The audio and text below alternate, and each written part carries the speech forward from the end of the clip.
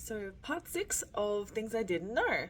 This one is about apples. So, I really like apples.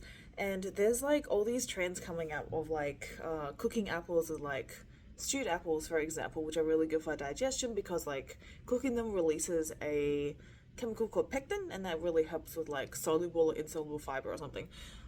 I'm not sure which one, don't quote me on that. So, that got me thinking. I'm like, okay, so when do they actually get harvested and why are apples so small? Because sometimes our work would have really small apples like this big, right? And then I'd get some from like the supermarket because they're two different suppliers and they'll be like this big, right? So I'm like, why are they so small and why are they so big? Like, is there a reason behind that? Similar to how I was thinking about pears the other day, right?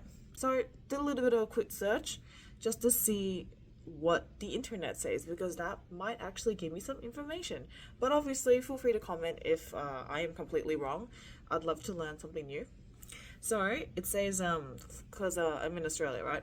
That from February to June, apples are harvested early, and this helps to ensure a continuous supply to consumers throughout the year.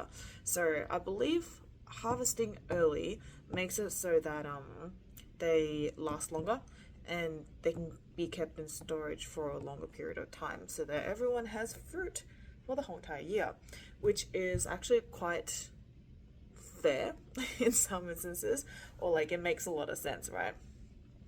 But like if you've ever seen like apples from like Japan, for example, or like an Asian country, they're like this big and they're like really juicy, really sweet. So I'm like, are those what apples are supposed to look like?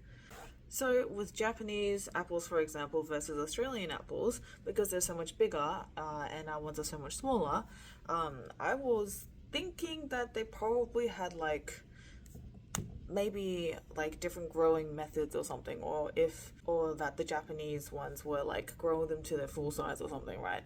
So that's my impression of it. But turns out I was kind of wrong.